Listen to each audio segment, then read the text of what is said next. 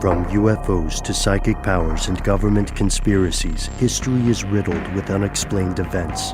You can turn back now or learn the stuff they don't want you to know. A production of iHeartRadio.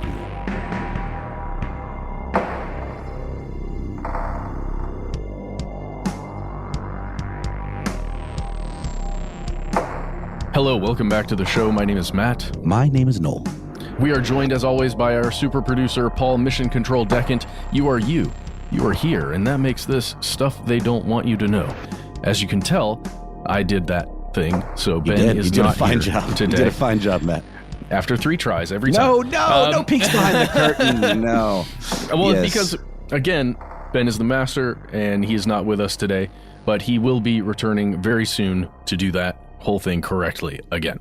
So today, everyone, we are diving deep into our voice mailbox because we've gone through, I don't even know, there's a folder that I'm looking at right now that just has hundreds and hundreds and hundreds of messages from you.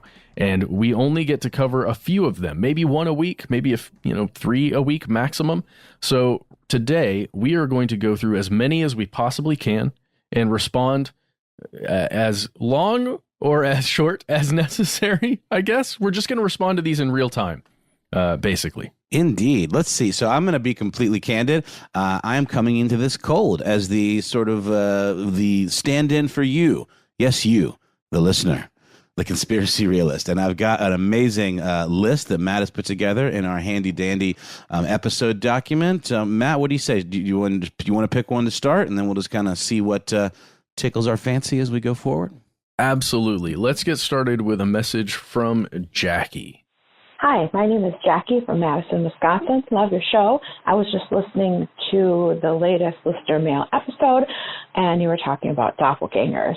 I just wanted to let you know about a Norwegian concept called Vardøger. It's spelled V as in Victor, A-R-D as in dog, O-G-E-R. It's kind of like a spirit predecessor, like you can sense someone's coming. Like you hear a car in the driveway, no one's there, but then 10 minutes later, that person arrives in a car in the driveway. It's not spooky. It's something my relatives are Norwegian. It's just something you just predict. You know somebody's coming. You're ready to welcome them. It's not a scary thing. But yeah, it's kind of an interesting thing. I don't know if you've heard about it, but thanks for the show. And you can put this on the radio if you want.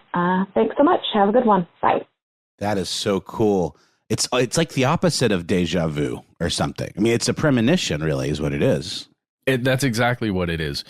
Oftentimes, it is described as a sound or a sight that precedes someone's arrival. And first of all, thank you, Jackie, for letting us know about that. Really interesting concept. Not one that I think I've experienced. Maybe if you imagine if you've got maybe a relative or a friend who's come from a long way and is going to arrive, there's a lot of anticipation, internal anticipation that's going on for that moment, right? Depending on how much you like that person who's coming to see you, or even if it's even if you're nervous about someone showing up because of whatever previous interaction you've had. I imagine that the mind can play many tricks on each of us in those moments. You hear something, down by a driveway, or you hear something, by the door. But this specific thing, it looks like Vardøger, Vardoger. It is more substantive than that like trick of the mind thing. So I have you ever experienced anything like this, Noel? Well, it's almost like I got a bad feeling about this. You know what I mean? I mean, it's like like you said, if it's emotionally charged, maybe the anticipation of something, or if there's just sort of something in the air. Like, yeah, sure. I mean, or let's say you a song is in your mind and then you hear it on the radio. Like that could be kind of like maybe a sort of a rudimentary comparison. also, it actually, I've seen it described as a premonitionary deja vu. Mm-hmm. So it has that thing. The deja vu is sort of like, I feel like I've been here before. This is like ringing a bell in my mind. It's also associated with the Norwegian concept of the hug, which is a pre-Christian Norse view of the world that is basically dates back to in Norse mythology, Odin's raven. What's his name? Our colleague, anchorman Ron Burgundy would say. One of them, in fact, there were several, was named Hugin, which is the same word in Old Norse for hug. The other one, Munin, represents the word remembrance. So the idea of hug is a current Norwegian word that refers to the mind or thoughts, or the idea to remember. So this is almost like reverse remembering in a weird way. So they're kind of like combined, these concepts. It reminds me a bit of astral projection, almost like the spirit or whatever that thing is that maybe resides inside of us could go forward before our physical body reaches that state, right? Or that position in time and space.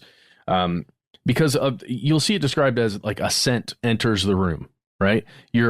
Just imagine you're sitting wherever you are in your space, and all of a sudden a very familiar smell of maybe your partner or a friend that you know that scent, it enters the room and you can smell that scent clearly a full 2 minutes before somebody gets to your house. That to me is fascinating.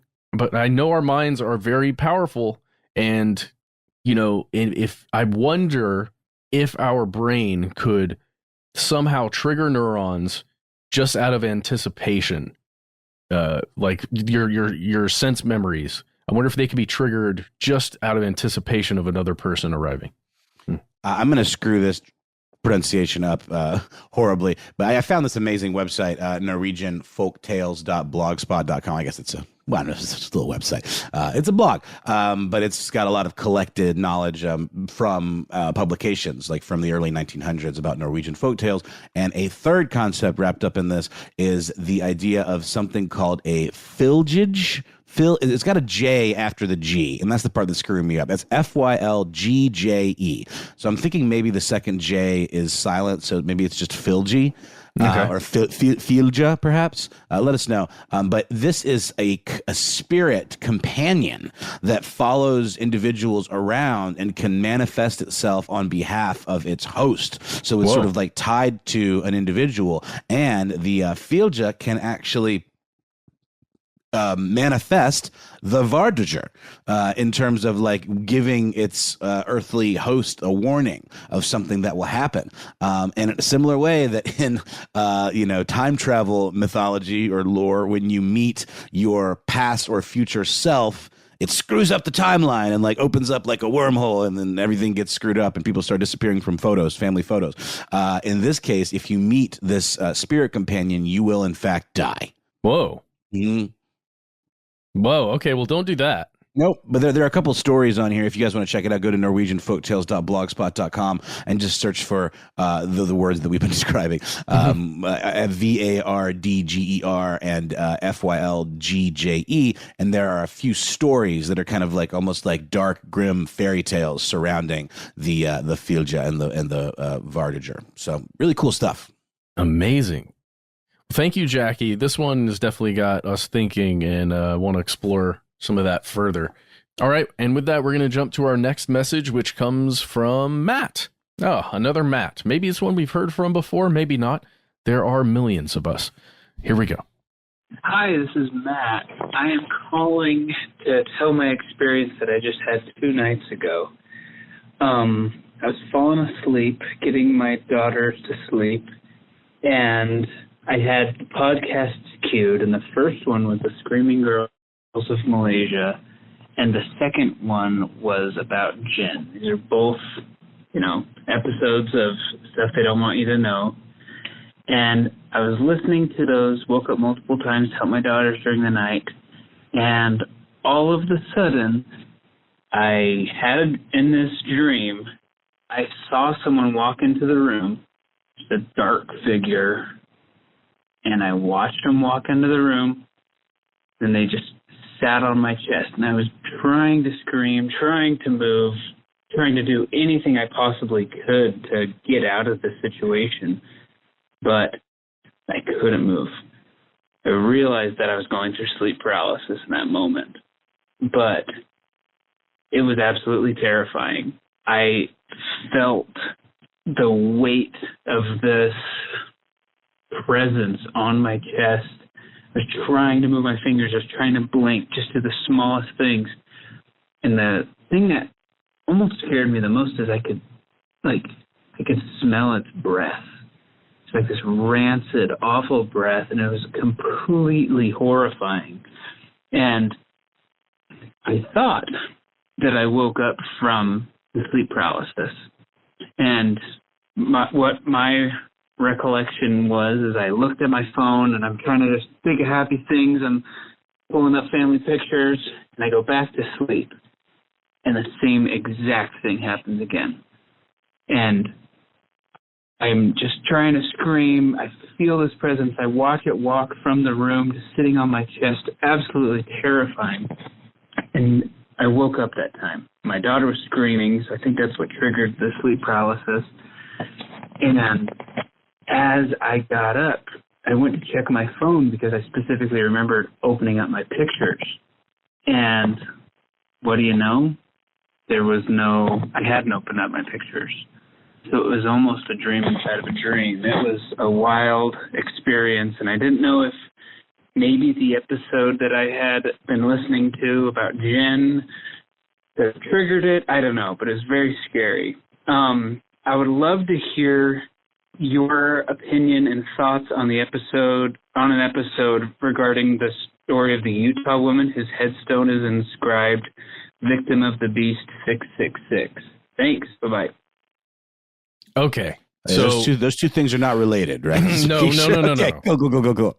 That's an extra suggestion that Matt tacked on at the end that we're going to hold until after we discuss what he just told us. No joke, man. That is one of the most visceral descriptions of a sleep paralysis event that I think I've ever heard personally.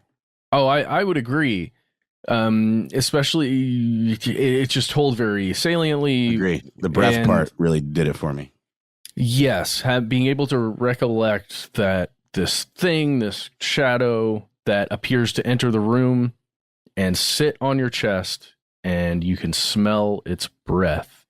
The most horrifying thing, I think for me, I think we've probably all experienced this, is waking up from a nightmare and then going back to sleep, and somehow your brain just takes you right back to that same place. That's awful. I've gone through that many a time, and it's just the worst. But I've never experienced it with sleep paralysis, where you're having sleep paralysis, or at least you're aware of it upon waking or believing that you're awake, then going back to sleep and having it happen again. That's awful. We've discussed in our previous episodes on sleep paralysis maybe why it happens, how it happens. And I like that Matt is giving us a possibility here that what was entering his mind through his ear holes right before bed may have influenced or in some way triggered this event. Yeah, certainly. I mean, I've certainly had things from the waking world weave their way into my dreams, whether it's something in a podcast, a TV show, or something like that I have, as I'm falling asleep. I don't really have nightmares like this so much, or if I do, they're just kind of weird and interesting, but I don't know that I've ever lately in my adult life have woken up like in a panic or like felt, like terrified. So I really feel for these folks that are dealing with this stuff that feels so real. And maybe is, what do you think? Where do you stand on this stuff? I mean, it's so interesting how like when people that take DMT trips, they describe, almost identical experiences where they see some beckoning force, like referred to often by like Terrence McKenna as machine elves, sort of like showing them the way and telling them everything's going to be okay. And that they are learning from these, these deities or these beings. Similarly with sleep paralysis, it's always the same. It's always sitting on the chest. It's always hovering over the bed, these dark figures. Like, where do you think that comes from? Just demons, mostly, Okay. No. The simplest explanation is usually the best one. Yeah, just demons. Well, we know there are varied experiences with sleep paralysis, and we know there are specific forms, right? Like shadow forms, essentially, that are described by numerous people.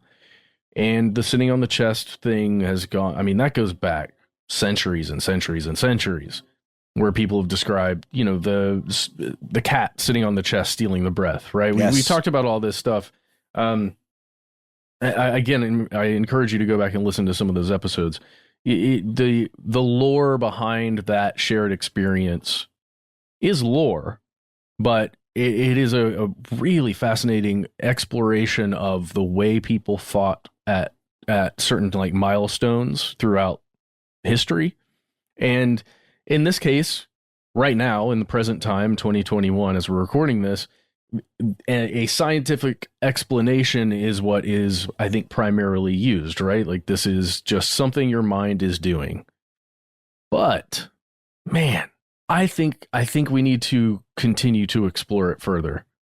That's odd. It's an odd experience, especially having that inception level that Matt describes there, where, Right. You're not sure if you're awake, you're not sure if it's a dream or not. This gets into the bigger conversation about consciousness and the explorations of that that are still happening right now, philosophically and scientifically. So I just want to explore it more. I appreciate you sharing that, Matt. Really quickly before we end this section, because we need to take a break, Noel.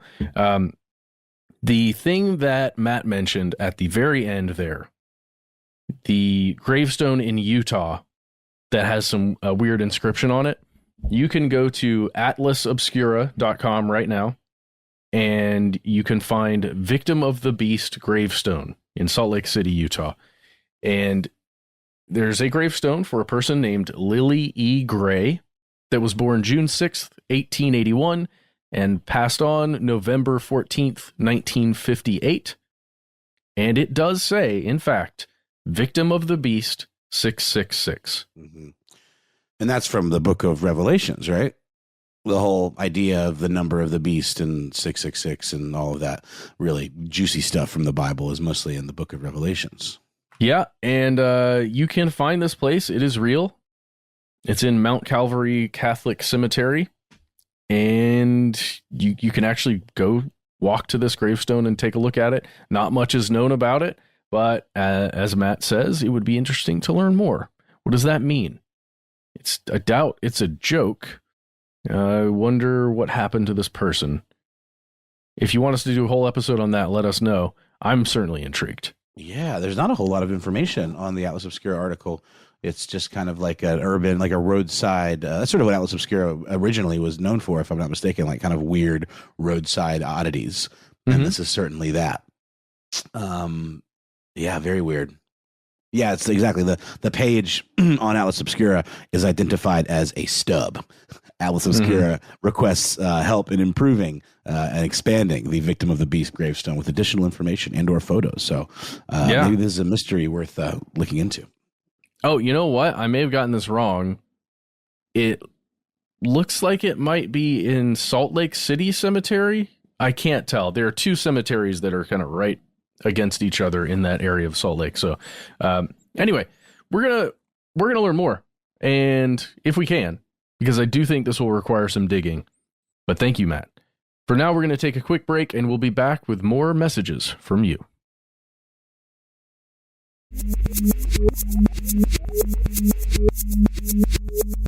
All right, we are back, and we're going to jump immediately to a message from Johnny Logic. It's a great name. I wonder if he's a DJ. Ooh. Hi, guys. You can call me Johnny Logic. In the mid-1980s, I attended an electronics technician school in Rochester, Minnesota. And the CIA was there recruiting. In 1984 through 1986, at least, once a year, they would show up looking for technicians to join the company.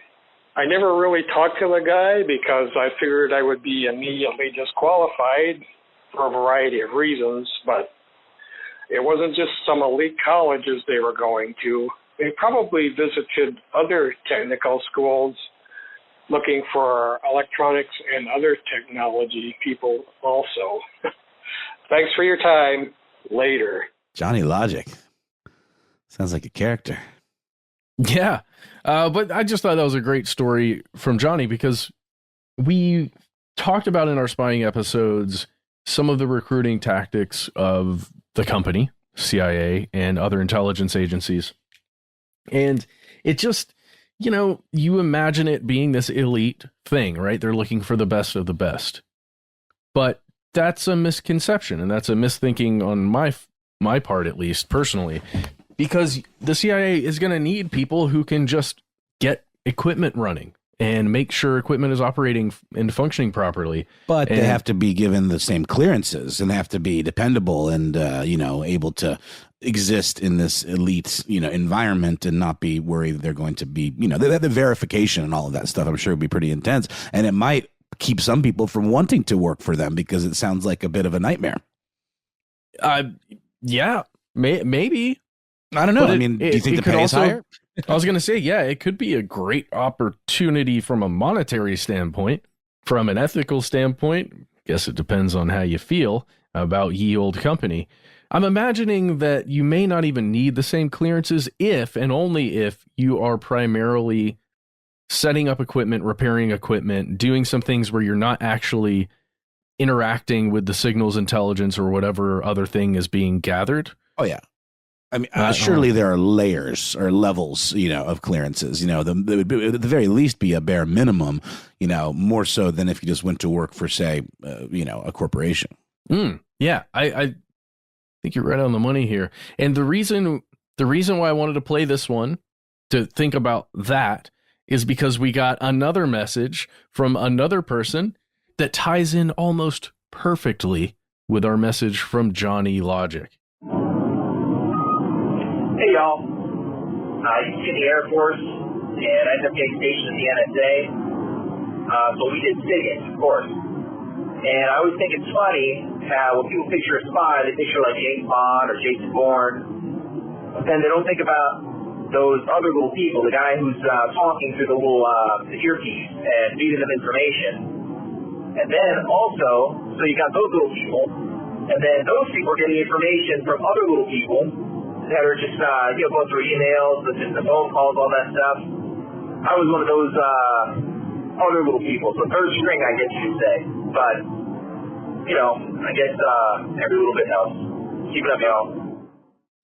So, this anonymous person, we just call them Anon, they were working directly with the NSA as they describe a third string signals intelligence person. Of little people.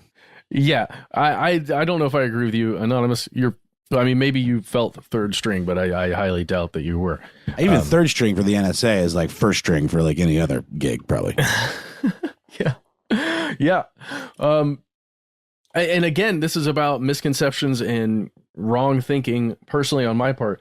Just, it's hard to imagine how many individuals doing that kind of work exist out there. For the NSA, for the FBI, for CIA, for whatever, Department of Homeland Security, any of those things. There's so many people that are running the equipment that is doing the monitoring. We know we've got, I believe, is it in Utah where the giant data centers are for the NSA?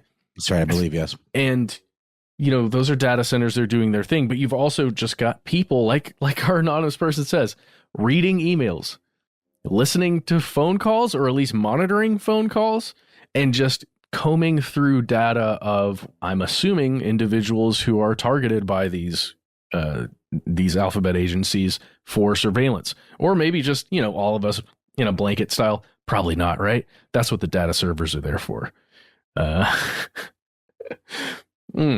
It's really cool that people listening to this potentially right now have worked or do work in the intelligence services in some capacity. Does that weird you out at all, Noel? Weird me out. No, I don't know. I think we're probably it's only the third stringers that are listening to this show. Well, we're the third stringers of people talking about these things, maybe? I don't know. Man, don't sell us short. We're at the very least second string. But yeah, no, it is interesting. And it's something that, I think there's so much weight and kind of grandiosity and ascribed to those kinds of agencies.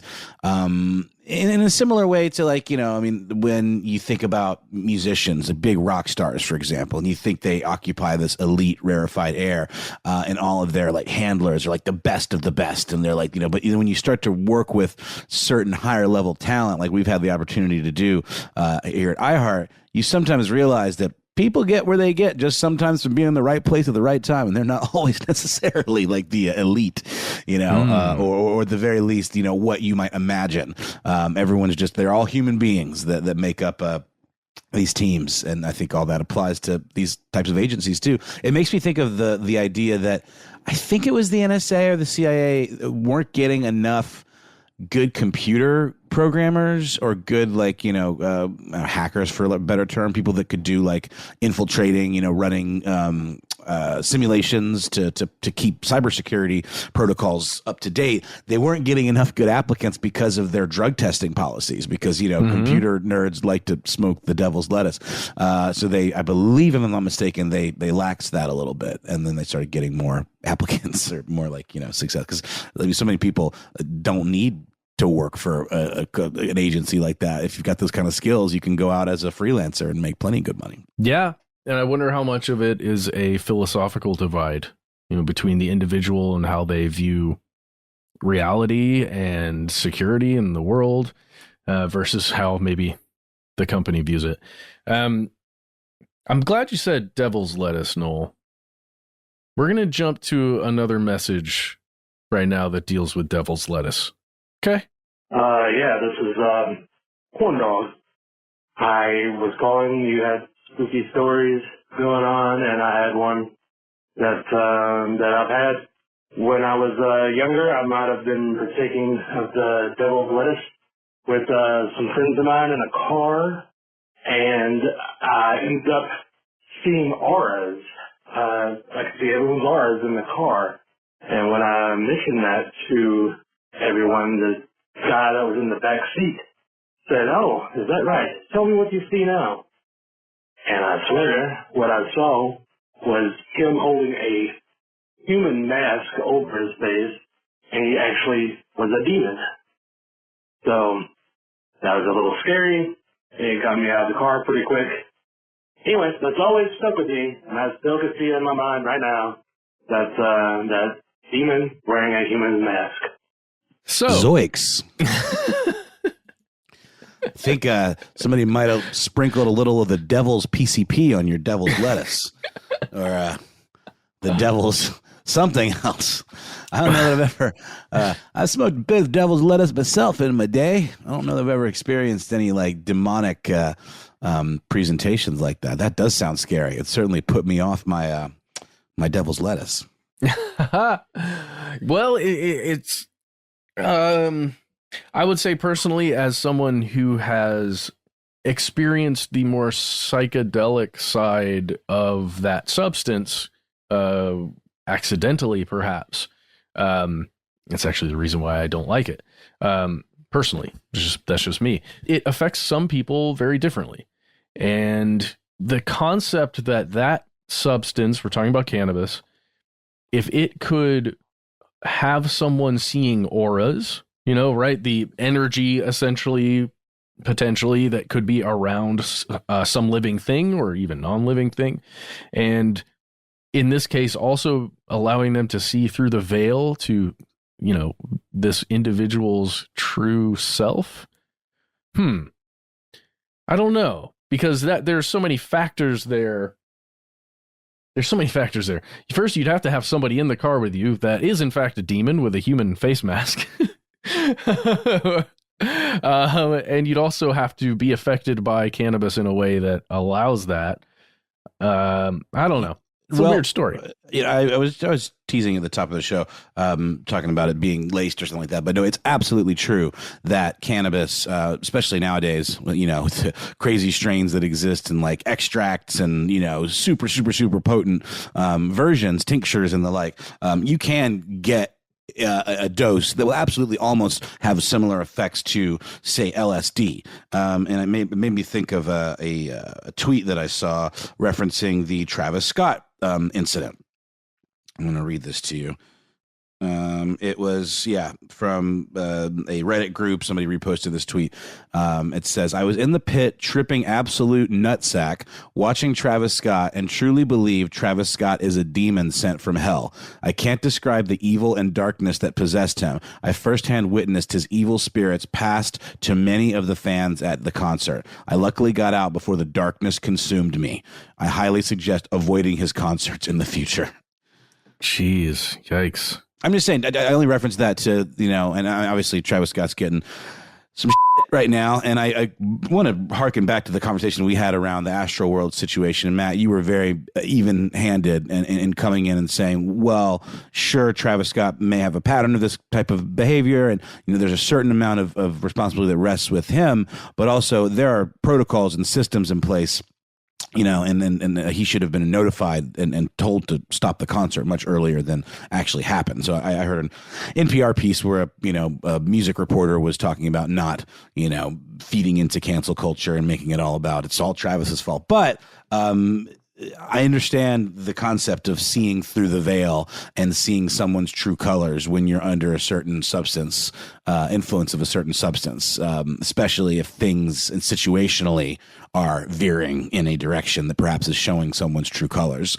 It can certainly manifest itself in that way. So there you go. Yeah. Look, I'm waffling just so personally about that whole Astro World situation and where, because I'm not somebody who can sit here and say who's to blame, but I watched some more videos of Travis Scott himself, how he's reacting to the emergency situation that's developing, and not great. It's not great, but I definitely do stand behind this concept that somebody should have been on that stage. Alerting him, like in his ear, somehow that things need to calm down or stop. It's funny. I actually saw a video, not to get too far off the topic, but the last thing, because I don't know why I went down a rabbit hole of watching like old Green Day live performance videos, because Billy Joe Armstrong's a little bit of a diva and he kind of loses his temper sometimes and does a little temper tantrum. He actually did one at one of the iHeart award events or iHeart Music Festival events where they cut his set short to make more time for Usher, who was big at the time, and he lost his mind and smashed his guitar. It was just cursing up a storm. But I saw another event where he was playing in Germany, and they're playing, and all of a sudden, maybe it's in between songs. It's in between songs, and all of a sudden, this German voice comes on over the PA system. And speaking in German, Billy Joe Armstrong is like, what the hell? It was like looking around, like, has no idea what's going on. And the German voice is saying, hey, everybody, I know you're all here to have a good time, but there was some moshing going on in the first few rows and someone was injured. So please stop doing that. Thank you. You know what I mean? And Billy Joe is not happy about that. That seems like a very cultural thing. I don't think they would ever do that in America.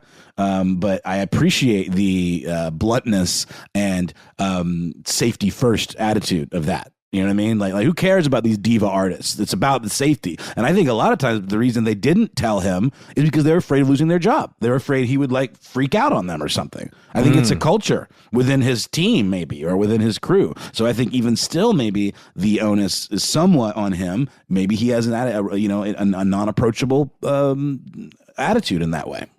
And people are afraid of losing their job or getting ostracized. Because nobody wants to jump the gun or call something like that too soon. And ask an artist to stop a concert if it wasn't nearly as bad as they thought. Nobody wants to be that person. But at the end of the day, that has to rest with somebody who isn't in the artist's entourage. Yeah, I completely agree. When there are that number of people together, it's just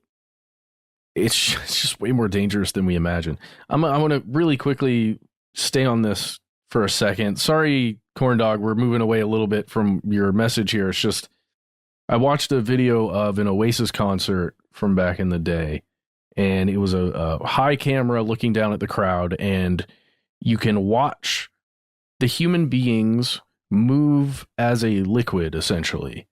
And on randomly on Clubhouse, I was in a room and there's a discussion about water and whether or not water has some,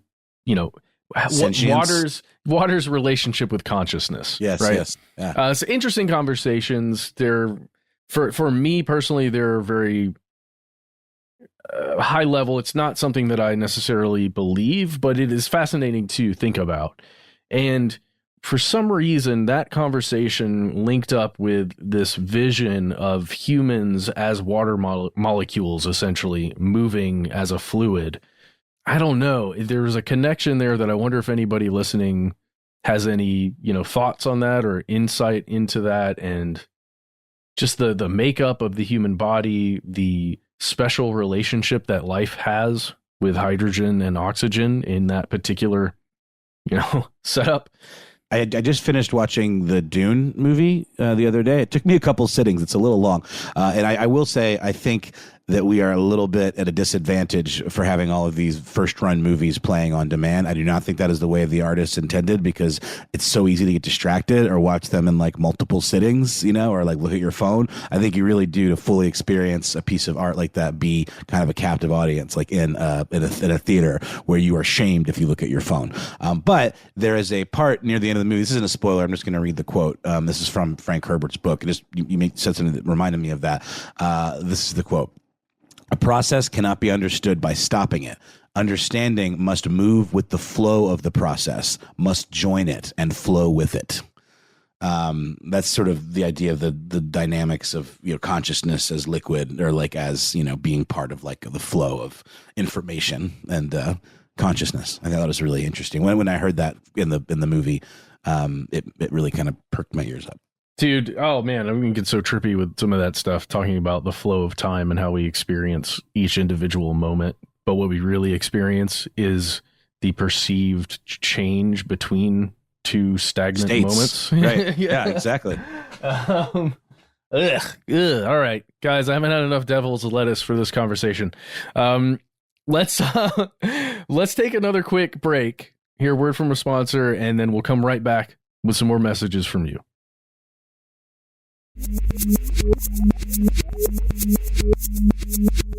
And we're back with more. Oh man, Matt, I'm having such a good time. I'm just kind of rattling through these. They're all so good, and you're right. We don't get to nearly enough of these, so it's nice to. I don't know. I wonder if we should maybe do this again, or we do an all audio listener mail response episode. But we have one now coming from Chef Ben about an encounter at a restaurant. Fellas, this is Chef Ben in Chicago. Got a ghost story for you. So I'm not much of a believer. I'm a little too pragmatic for all that kind of stuff. Kind of wish I was.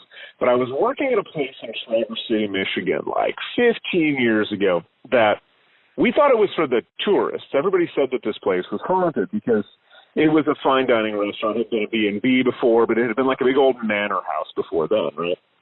So after we closed up one day, I was waiting for my ride home, and I was standing in the bar area. The whole back of the bar was a big, giant mirror, right? And then all the way to the right side of the bar was the door that went back into the kitchen area. So I'm standing there, and to my left, reflected in the mirror, I see a woman walking through the dining room behind me. Gray dress, very light gray, almost white dress. I turned to my left and looked, because there wasn't supposed to be anybody in there. All the servers were back in the office doing their checkouts and such. I turn to my left and look, and the dining room is empty. I look back in the mirror, and she's continuing to walk through the dining room. I froze. At that moment, I froze, and all I could do was watch this woman walk behind me in the mirror to my right. So she passes behind me. She walks to the right. She gets in the mirror to the end of the bar on the right where the door is that passes through to the kitchen, and steps into the door.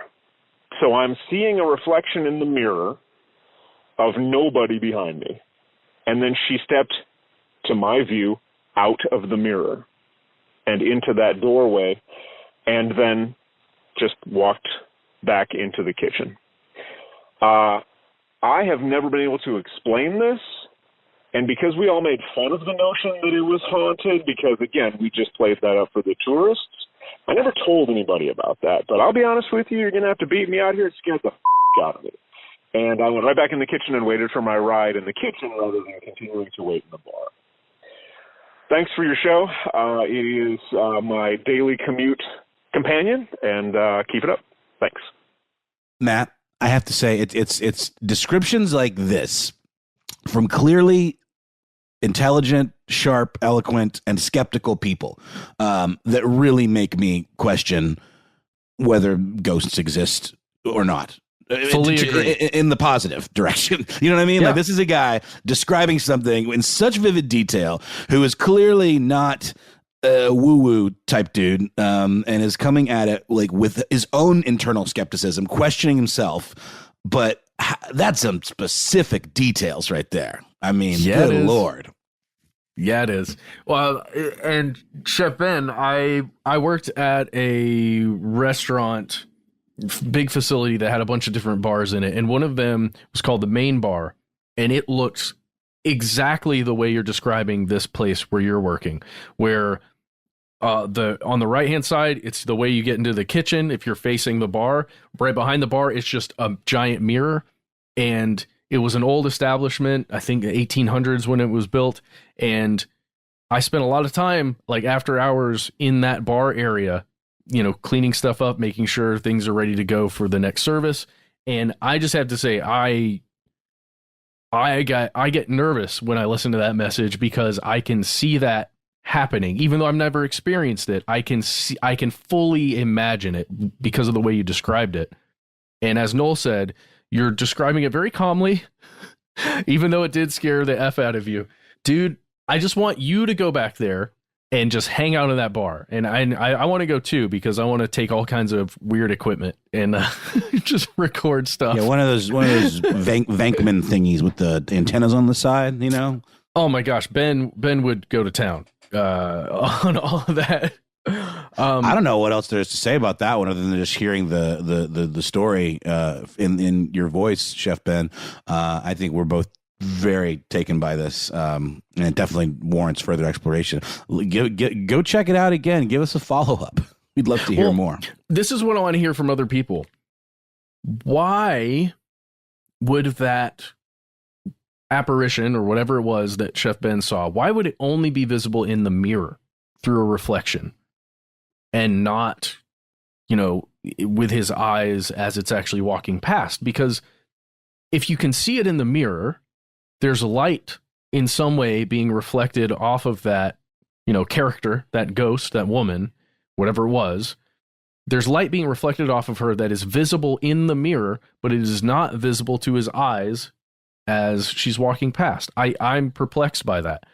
You think about vampire legends or something where this is reverse vampire rules. It's exactly. And oh man, I don't know enough about it. You know, like that explanation. I don't know. I mean, to me, I've always ascribed some kind of mystical, you know, qualities to mirrors and prisms and like the visible light spectrum. And, you know, I mean, sure, there's science behind it, of course, that describes the phenomenon of what is happening when we see reflection. But like, you know, infinity mirrors, when you have mirrors reflecting against mirrors, I mean, to me, that's just like mind-bendingly cool psychedelic stuff. And to me, the idea, I just Googled ghost mirror, or mirror ghosts rather, and a bunch of stuff comes up. The idea of haunted mirrors, of, you know, mirrors are often like a fixture in certain ghost stories or certain lore. The idea of a black mirror, you know, or Ben always talks about, you know, what do he's, you know, say my name in a mirror, you know, at midnight or whatever. I mean, all of this stuff, like there's a lot. The idea of a mirror as a portal is a thing as well. Ghost portal mirror is a thing on a ghost hunting wiki that I just found. Oh yeah, I mean, mirrors are trippy. You can scry in them, put some black paint on them. It's all kinds of fun things you can do with mirrors. What I've been told is that you never want to put two mirrors facing each other directly like that. And of course, people said don't do that. So guess what I'm building right now? Anyway, it's fine. What do you mean? Who said don't do that? It's super cool. I hear that's the thing you're not really supposed to do. And it's dangerous. I don't know. Write to us. Is that bad? Is that good? No. Whatever. All I know is like a buddy of mine, a friend of the show, David Field, incredible artist, by the way. Check out his photography work. He built this thing he called a tesseract in this warehouse in New Jersey for this like project that he's working on. And it's literally a cube composed of mirrored panels that you then sit in the center of, and it's like reflections upon reflections upon reflections, where you literally, it's sort of like those Kusama infinity mirrors exhibits that they're the one that's like that travels and so popular with the pumpkins and stuff. It's a very small space, but when you do that, it creates the illusion of massive scale just going on into eternity. And to me, that's magic. Oh, totally. Well, and if it is, by the way, a really old building, like what if that mirror really is the original, one of the original mirrors or something, right? That's been around for ages and ages. And somehow through whatever system, magic, whatever it is, has the memory of that woman walking through that bar, either a bunch of times or one very important time. I don't know. It's a little out of my range of like being able to think about it, but I want to think about it. So again, write to us, tell us what you think about this stuff, or leave a voicemail. That's what we're going to tell you how to do that in just a minute. After we hear one more message. You ready for this? Yes, sir. Hey guys, I was just listening to one of your recent listener mail episodes, and you were talking about cartels, and it just made me think about kind of a unofficial, like, mini cartel that I don't know if you'd call it a cartel. I guess I'll let you guys decide, but I was kind of involved in. So, you guys know video games, online video games, there's esports. It's a very competitive market, and there's, you know, millions and millions of people playing these games to try to, you know, get up in the ranks. So what I was a part of was one of those third-party groups who would connect you, the casual player, to these pro players, whether they're officially sponsored pros or if they were still upper 90th percentile players who are still competing at that pro level, just not on a sponsored team. And what we would do is offer services to, you know, whether it's to level your character up, get you specific high-end gear for the game, you know, boost your ranks, basically carry you through the content for a price. And those prices were, you know, determined by our third-party group. And once we started getting a lot of money coming in, because, you know, time is money, people would rather pay a handful of cash to get that service done instead of spending, you know, 10 hours a day trying to grind it out themselves. So more and more groups started catching on, these third-party groups, and what would happen was the price would drive down. We were just competing against each other, tit for tat, driving the price down. So we decided to come up with a little mini cartel where the majority, probably 75 to 80% of us third-party groups would band together to just set these prices and not compete on the prices together, to maintain it as much as we can, keep it as high, keep our profits up, go from there. But I don't know if anyone has ever mentioned this, but it's just a little thing that's kind of behind the curtain in all these video games. This one specifically, for this one game, we were probably flowing around 55,000 USD per month. So it's a reasonable business out there that not many people talk about. So just wanted to toss that to you guys and kind of take it as you may. Thanks. Feel free to reach out if you need any questions about it. I'm more than willing to offer more details. Thanks. Bye. Interesting. Right? Well, you know, this reminds me of, Matt, is like things like gold farming, you know, or like where people, you know, will sell gold, you know, in like World of Warcraft or whatever. Like they'll amass it and then like sell it to others. Isn't that a thing? Mm-hmm. Oh, yeah, that's definitely a thing. I really wish I knew more about which game or even type of game this anonymous person is working on. And thank you, by the way, for sending us that message. It's fascinating stuff. And I never thought about how widespread that practice is.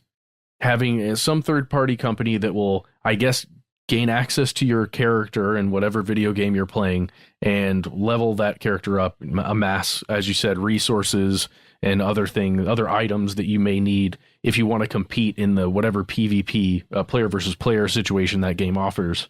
And just the concept that several of these third-party groups or companies would get together and say, oh, we're going to set the prices so we can all stay in business. Mm-hmm. That's a very logical thing to do.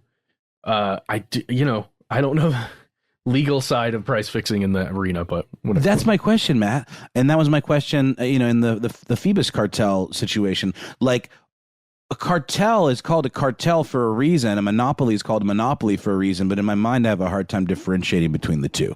And it almost seems like both are kind of considered bad, right? I mean, I guess we think of cartel in terms of drug cartels, which inherently is bad. But a cartel in and of itself isn't bad, and that's legal, whereas a monopoly is not, right? It's not that simple, is it? No, it's not that simple. A monopoly would be one group, one actual entity, right? That is the sole controlling factor that is able to fix prices and that kind of thing. But they're the monolithic one, right? A cartel is, at least in the way this one is being described, it's a group of different companies that each have their own income, right? Their own profits, and they operate individually, and they are coming together around a table and saying, okay, everybody, I'm going to charge X amount for, 10 levels. You're going to charge that amount. You're going to charge that amount.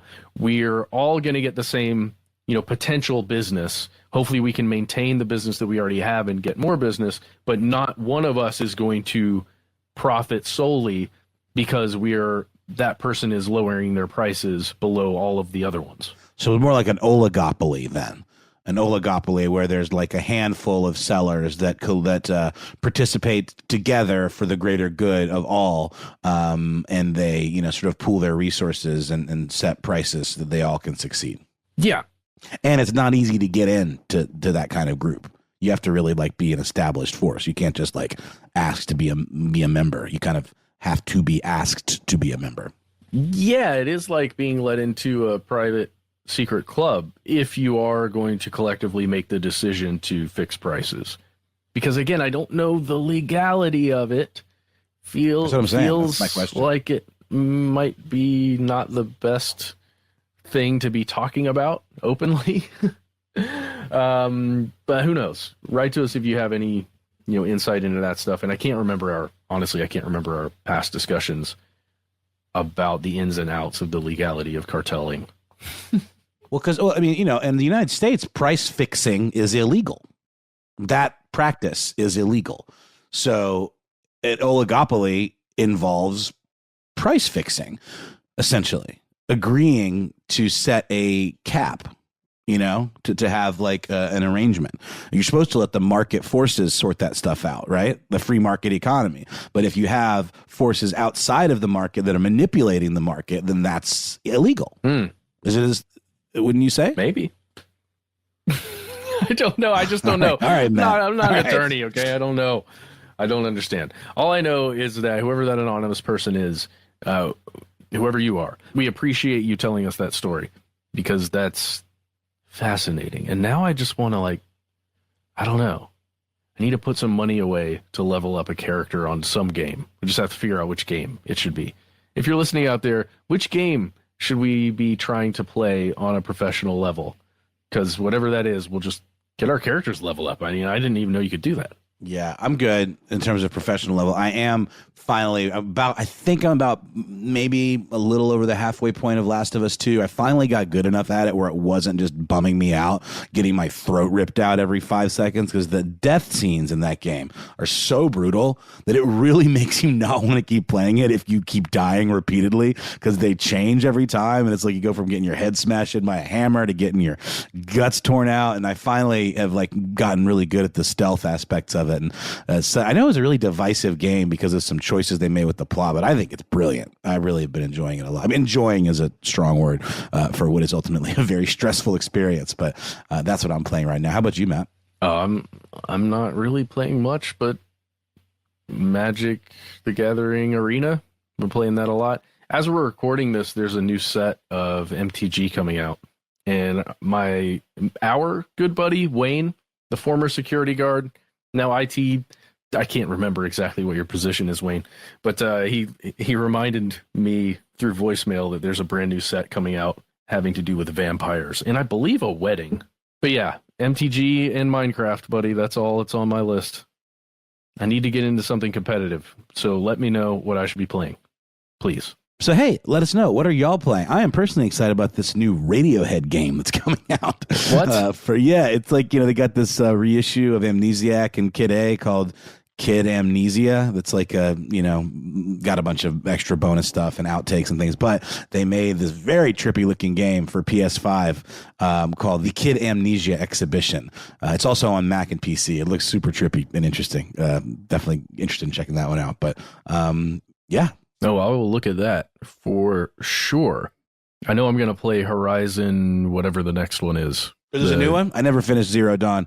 I need to. That one was pretty tricky, too, with the stealth and stuff and all the weird mechanical animals that you had to kill with your bow and arrow. Great game. It's a beautiful game. Cool story. Great main character. Loved it. All right, so thank you so much to Jackie, Matt, Johnny Logic, anonymous NSA signals intelligence person, whoever you are. I know who you are. We just kept it out of this episode. Corn Dog, Chef Ben, and anonymous video game leveler upper, maker of lots of money, apparently. Industry that I want to get in. Hey,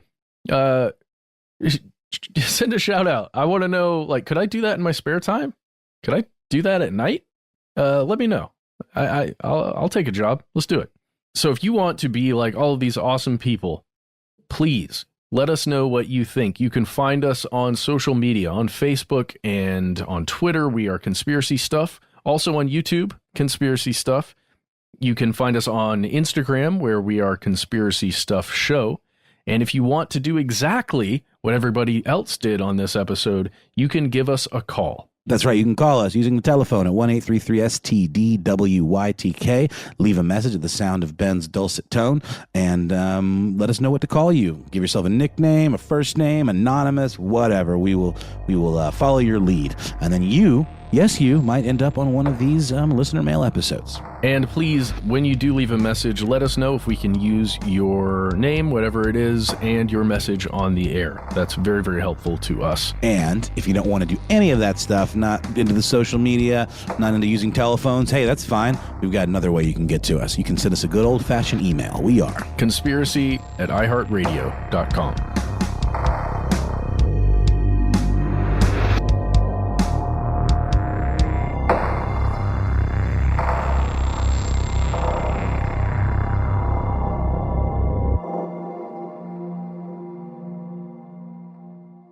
Stuff They Don't Want You to Know is a production of iHeartRadio. For more podcasts from iHeartRadio, visit the iHeartRadio app, Apple Podcasts, or wherever you listen to your favorite shows.